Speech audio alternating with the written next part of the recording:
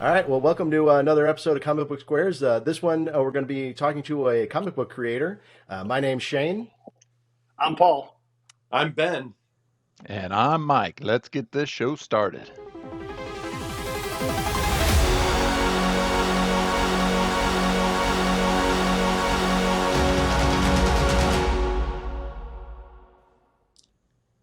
All right. Well, cool. Well, Sam, why don't we kick off? Why don't you do an introduction for yourself and then tell us a little bit about your book so everybody knows who you are.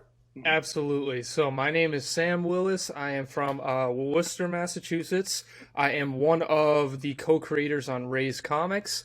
I am the writer slash getting everybody together and get some work done.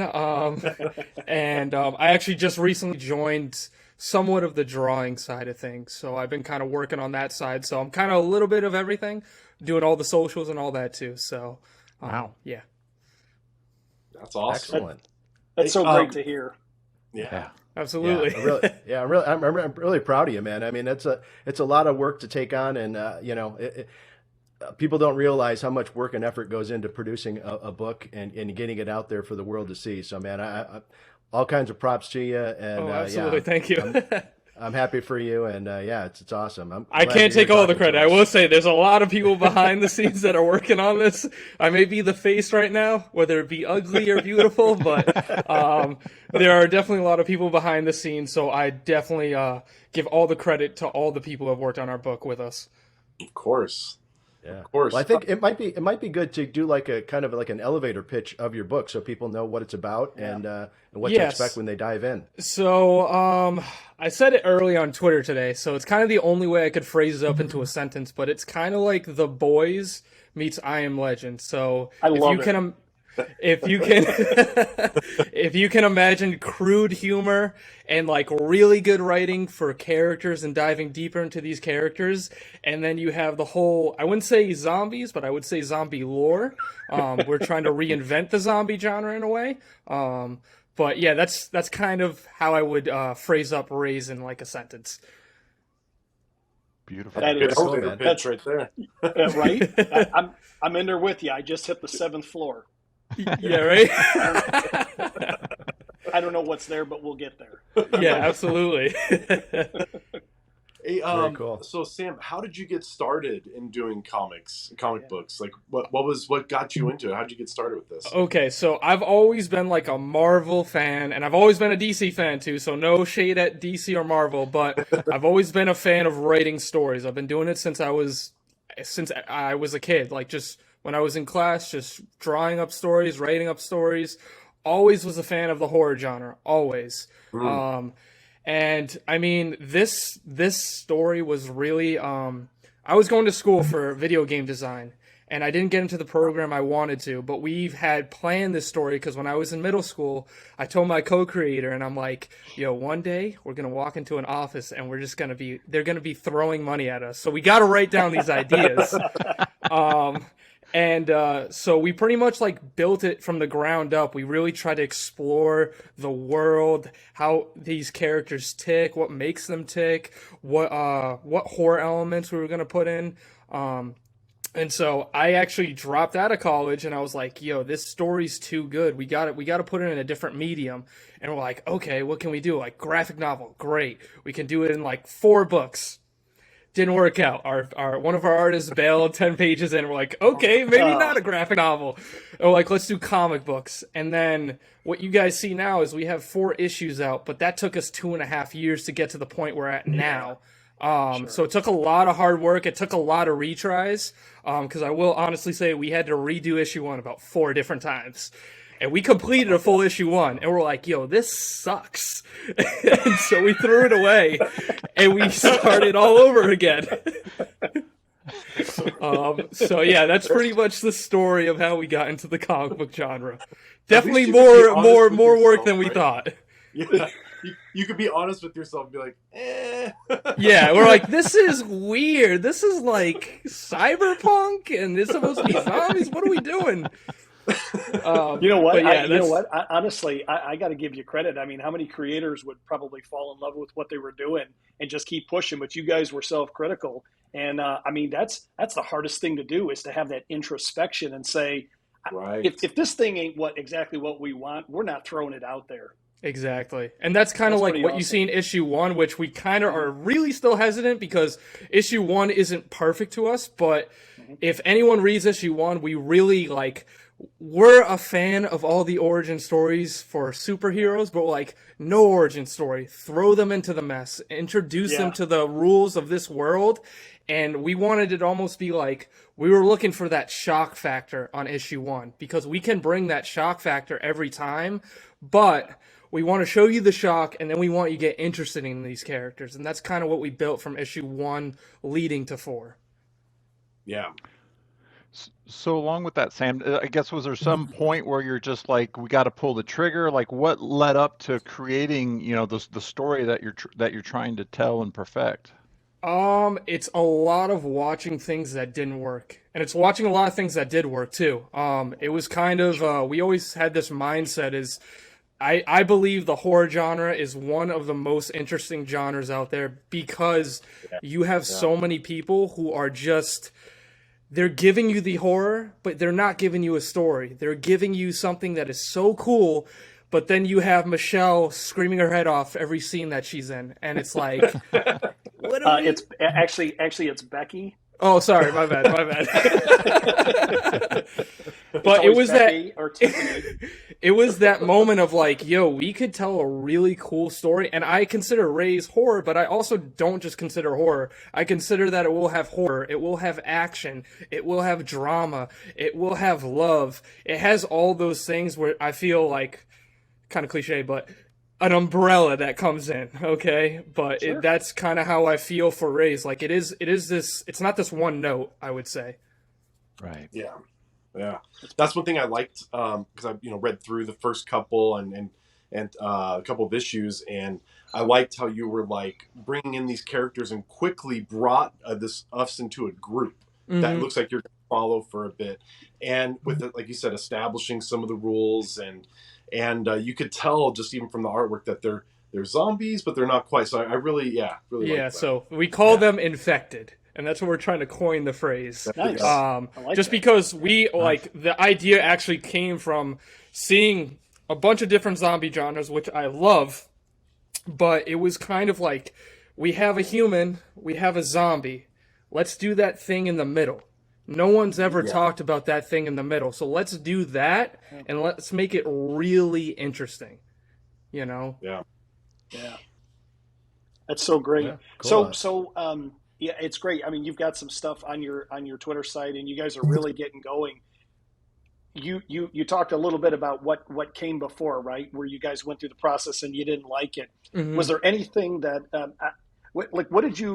how far did you get in that creation? I know you said you went through a couple of times. Was there something? How did that project start? I know you kind of told us a little bit about you wanted to make something like this. Like when you guys sat down, right?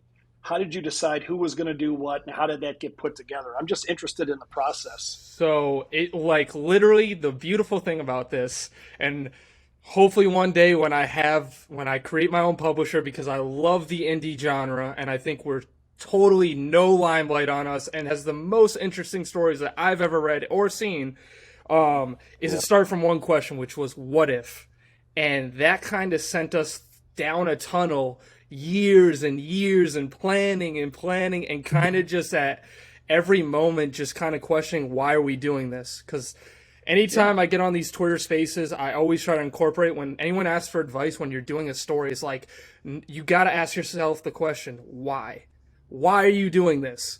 Why are they doing this? I feel like we just get stories that are yeah, we're doing this, and no one's dude, what the heck? Why'd you chop his arm off? It's there's no reason. It's you're just doing it. Right. And that's kind of how we fell into this giant world, because this world is giant. People haven't seen much, but this world is giant. And I think what the interesting thing is my co-creator right now, he's actually he drew the first half of issue 1. And then he's man, this is time consuming. I can't do this. And so we hired someone else to kind of pick up the pieces and finish issue 1. And then we had that dude do issue 2 to 4. and he did fantastic art for us. And after that, we were just like, man, we could really make this something special. And you're gonna actually see, like, people will notice issue 1 to 4, the style changes a little bit. That's not on purpose. We're just kind of adjusting to the artists we have and income that we have. So issue 5 is pretty much, it's the story's us, the visuals are us. Everything is 100% creator owned and creator created. And that's kind of like how we're pushing forward. You're going to see that there's going to be, I would say, inspiration from like mangas. I wouldn't consider us a manga genre, but I one day want to bridge the two, American and manga, because I think they both do beautiful things. And if you could find that middle ground, it would be something special. Yeah. You know what one thing I think that's awesome is, you own these characters. You can do whatever you want. Exactly. Obviously there's a real popular zombie series out there on TV that came from comics, and you can do whatever you want with those characters. Absolutely. It doesn't matter. You don't know anything. The next creative team, a thing. It's all you. Yeah, so absolutely. I think that's pretty awesome. It's like your sandbox. Exactly. To your point about the artists and stuff like that, Sam, and like that changing up. I mean, you see that all the time in like the big 2 or in other stuff. Sometimes in the middle of a run, they change out. So it really didn't bother me. I really actually, when I was reading through and looking at the stuff, it's slightly noticeable, but I felt like you guys did a pretty good job of kind of trying to keep it about the same. So I mean, so that's what we try to accomplish, because like you'll see is like, so like I love it because issue 1 was kind of I wouldn't say cartoony, but it had kind of this glossy sensation to that book, and which we liked.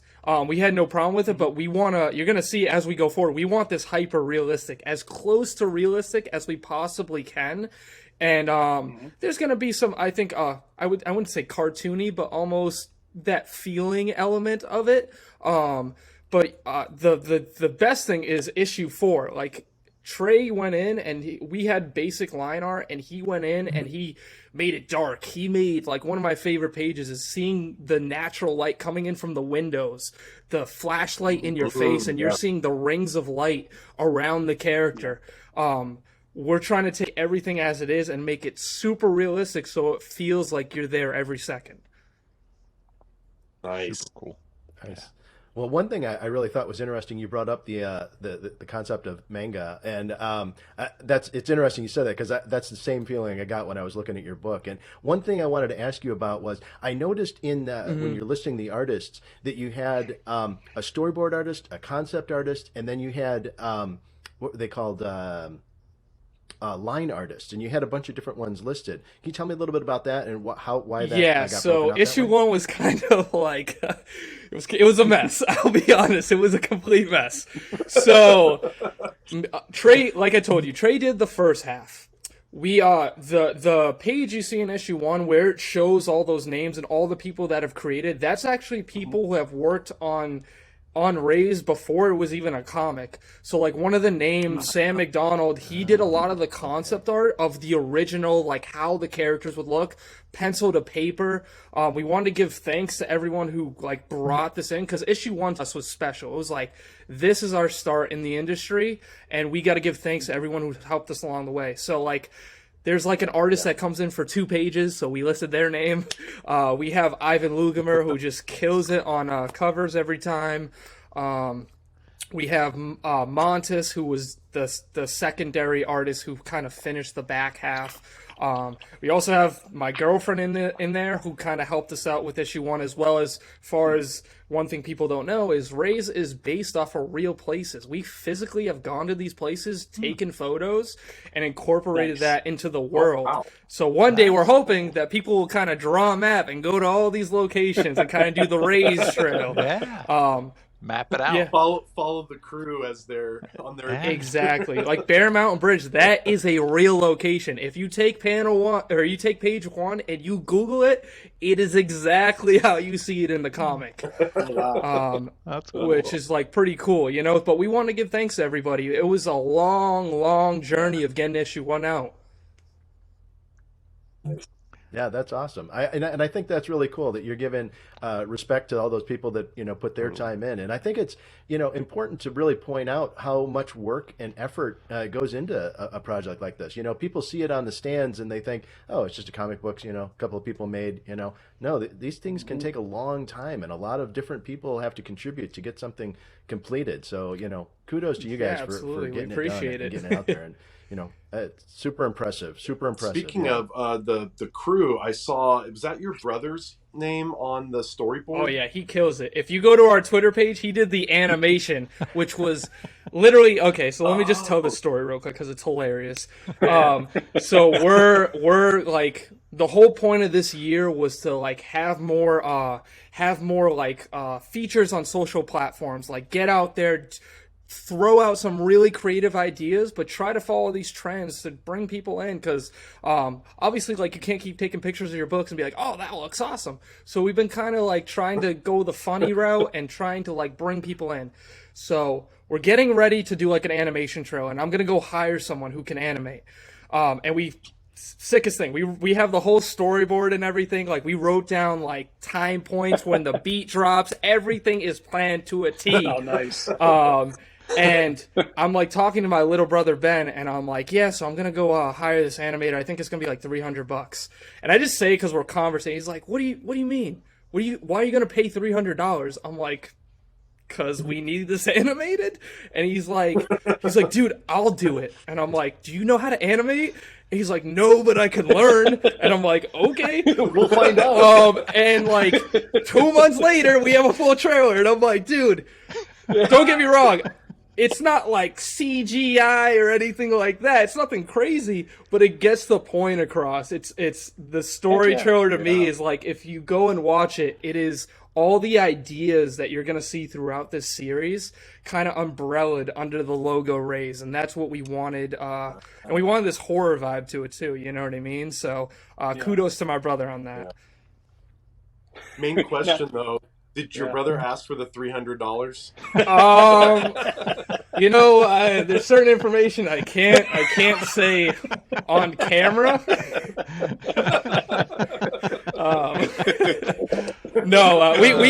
We always take care of him. He always helps us out with all the social promotion, but he's a ride or die. He always just is like, I'll do it, like move out of the way. And he actually inspired one of the characters, so like one day he might come for the rights of it, but we'll have that dispute when that day comes. But no, he's awesome. That's awesome, Sam. So it sounds like, you're touching on actually kind of what I was thinking about for my next question, which was kind of how the team came together. So obviously you've got some family in there. I think you mentioned your girlfriend, right? You've got, so did some of the folks that are on this team, were you in school together, or there's some people that you just kind of happened to meet by chance? So my little brother, I had no choice. I had to meet him. But he's in the house. Yeah. He just kind of popped in my house one day, and I'm like, "Hello, who are you?" No, but what's up, fellow? Yeah. It's funny because like when we were kids, I would always send him pictures to draw for me because I was always fascinated by art. So like, hold on.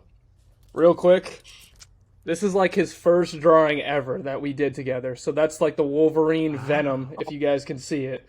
Nice.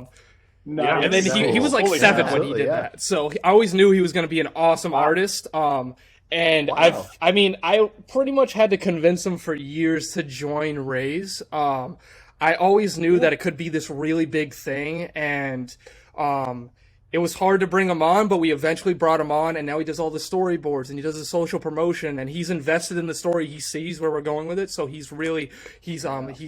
pretty much loves it. That's awesome. And Trey, we met in middle school, so we pretty much met in 7th grade. We had similar tastes in movies, comics, TV shows, and we were always a fan of the horror genre. And then we kind of just like hit it off, and we're like, hey, we should do this project together.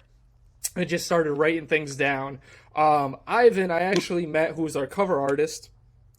I met him on one of the, it's called, I don't know, can I say a website in here or no? Okay, it's called guru.com, and I was Yeah, kind of absolutely. trying to hire artists in the beginning stages, and I actually found him on there, and I think I found him on ArtStation too. And I saw his art, and I'm like, oh, that's so cool. And we thought of a really cool idea for a cover, and then he did issue 1's cover, and I was like, dude, you're freaking incredible. We have to work with you. And he's been working Nice. with us ever since, so we've been working together for almost 3 years together. Well, that's cool. Great. That's awesome. I absolutely love to hear the passion in your voice talking about your love for art. Because I mean, I think that across comic books in general, I think that's one thing that people just, it's a thing that everybody Oh, can yeah. bond around is just this love of the art itself, and all the different forms that it comes Absolutely. in. So that's super cool, man. I really love it. Heck Yeah. yeah. Sam, I don't know if you've seen any of So- our other episodes or anything. I know we're sort of new out there. We're kind of like you. Absolutely. We're breaking ground, except we're the old Yeah, guys right. of the group. It just- Age is but just a number, it just- sir. it ain't the years, it's the mileage, as a very wise fedora man said once. But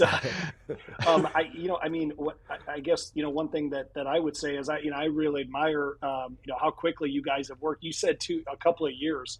I mean, that's nothing. I mean, when we think about the big two, think about how long they struggled really, and even today, comic sales sort of struggle a little bit here and there. The success on the big screen doesn't always transition to success on the spinner rack, right? Even though all of us here would agree that it probably should, and I can't understand why some of these movies aren't creating greater interest in comics. I still go every Wednesday. I'm heavily invested in the big two, but I would say probably for the last 7-8 years, I've been picking up some indie stuff here and there and getting more and more. And as they're able to get, I won't say mainstream, but as they're able to sort of get into the consciousness, like, we hear about a creator like you and we say, and we can seek that out, not because I'm tired of the big two, but because they are a machine. They don't have the flexibility to do what you're doing, right? And you who knows how far you take this, but right now, everything you do is up to you and your team. You guys can do whatever Absolutely. you want, and that interests us. This group of guys right here. Me, Ben, Mike, and Shane, because we've been reading comics for 40 plus years, so we've seen so much of what's out there. Yeah. Well, you're aging us, a lot Paul. of mileage. You're aging us. Just a couple of years we've been I'm reading just trying to books, give the man perspective. There were decades before the 90s, I promise you.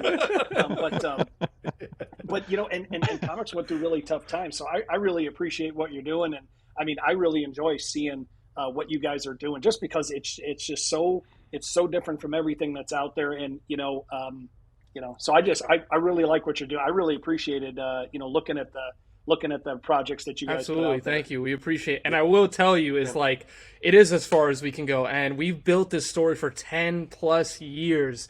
We have so many years of Raze that we want to tell. Like, we just wrote issue 28, but we have past issue 28 planned. Like, we have years and years of story to tell. And, the great thing about this is, like, we're getting our name out this year. Like, we're meeting people, we're talking to people about it. And that's important because, like, all day long I can say, like, hey, our project is great, come check it out. But it is the verification of someone coming out and be like, dude, I really like where you're going with the story. I really enjoy your guys' art. And I want more, and that's where we're trying to get at, where we're producing more a year. We work full-time jobs and we do this. So it is a hard thing to battle, but it is such a passion of ours that it almost feels weightless in a way.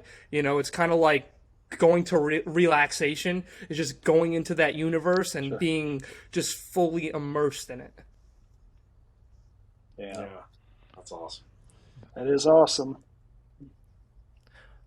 One thing I wanted to ask about real quick is just the people that are watching this show who are also fellow creators and are inspired by you guys and the work that you're doing. Maybe just talk a little bit about not only we've already talked about the process of the work that's involved in getting the artwork and the story and the physical product done, but talk to me a little bit about the process of, like, do you go to comic conventions and set up a booth? Or Okay, how so are you getting the word out there so that people are not aware recently, of it? but I will say this year's been a little bit rocky, just smooth, had some work things going on. So, but I can confirm that of last summer, we were in 20 stores on the East Coast.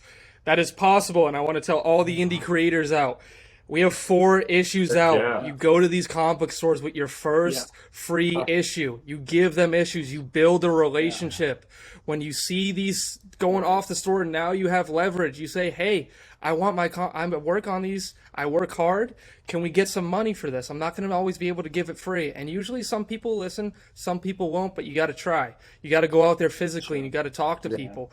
As far as events go, so unfortunately this year we've come up with this plan, and it might upset a few people, but we went to our first event in Dover, New Hampshire, and it was awesome. There's these guys at Chaotic Comics. If you don't know who they are, go check them out. Family-friendly environment, as long as you're on the East Coast, obviously, but go check them out. They're like, it's like a family there. So they invited us last year, and we were actually next to Steve Levine, which if you don't know who that is, that's one of the artists for the Teenage Mutant Ninja Turtles. Super cool guy. We had a booth there.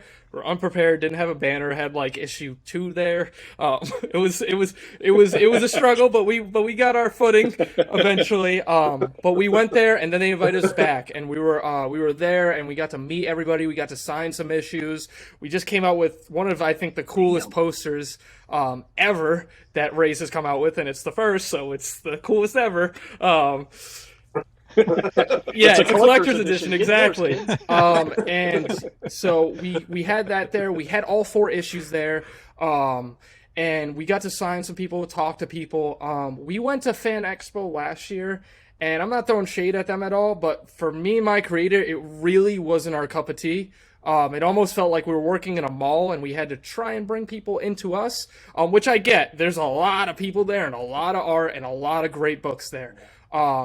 But at the end of the day, we were in the back corner, and we work full-time jobs. So going Friday to Sunday for 22 hours on that weekend where it's our time off, it's a little bit draining. We'll do it, absolutely. But we definitely, we're focusing more this year, I would say, on the production side and advancing the story and getting all of everything lined up, because it's been a process to figure out how to effectively come out with issues quickly and to obviously work full-time jobs. So we're working on that right now, but we also are going to be in an event at my hometown in October, right by Halloween, which is going to be awesome. You know, we're going to be doing some pretty exclusive stuff at that event. So if anyone's in the area, I highly suggest you come out. If you're a fan of horror, you're going to get stuff that people aren't going to be able to get online anywhere, really. It's only going to be at that event. Wow. That's going to be in Where's that Worcester, again? Massachusetts. So it's called That's Entertainment. They're a super known store in the East Coast. They're super friendly too, super awesome. They sell video games, comics, pretty much everything. Awesome. So would Some you guys have all the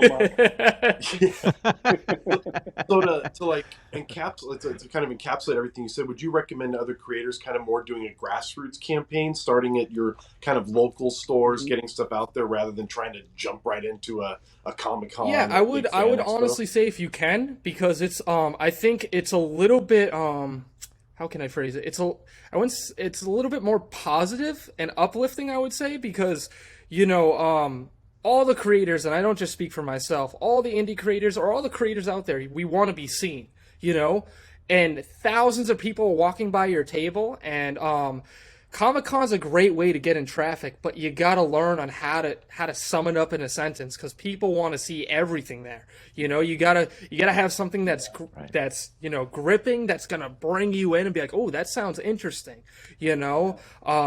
And we kind of had to, the first day was really rough, where we didn't know what the heck we were doing. And then the second day we're like, okay, take this down.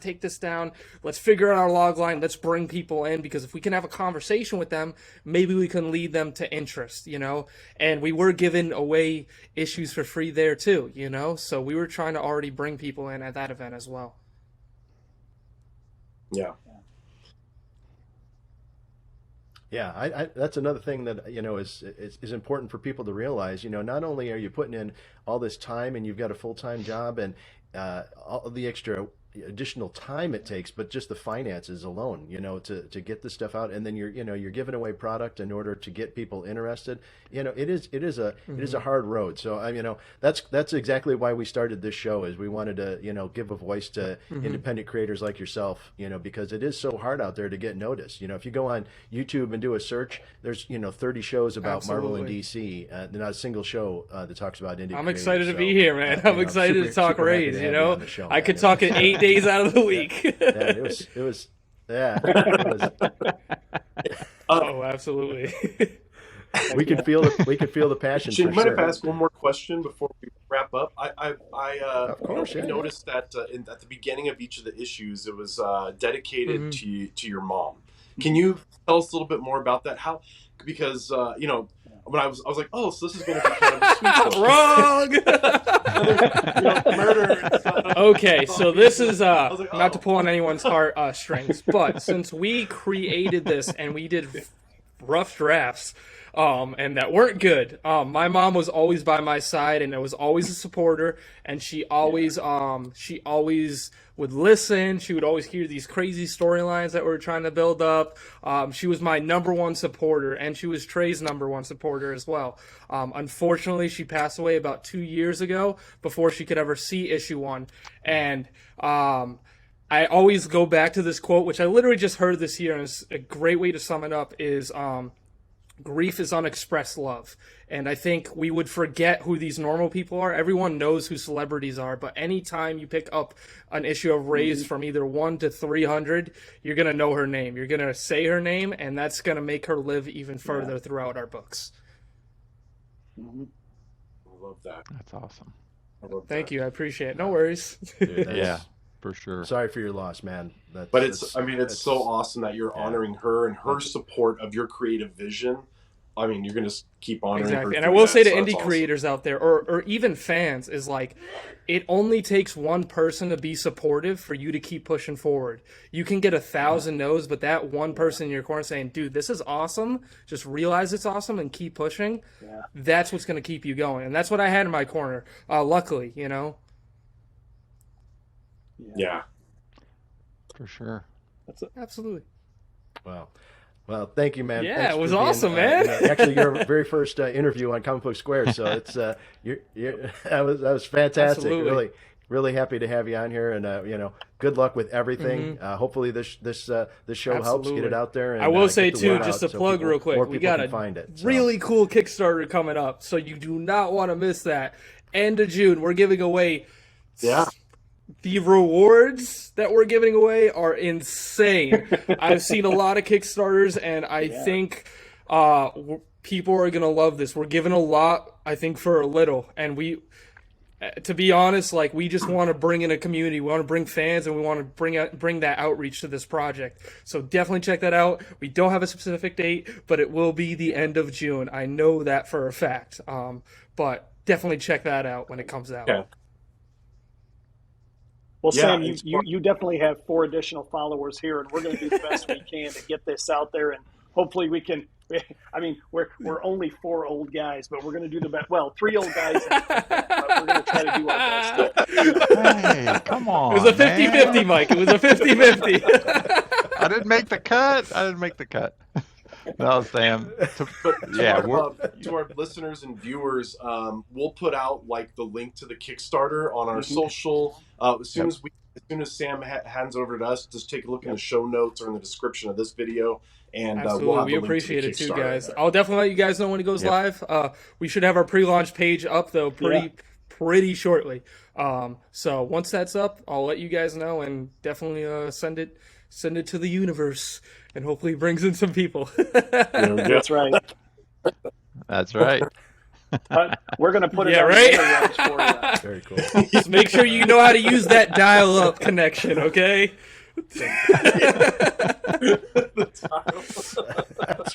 My hamster has one broken leg. That affect my speed. So we absolutely love bringing indie comics to the masses. We're trying to help everybody out here. Please hit the like, subscribe, and notification button. That really helps us and helps us to continue to bring this content to you guys. So see you in the next show.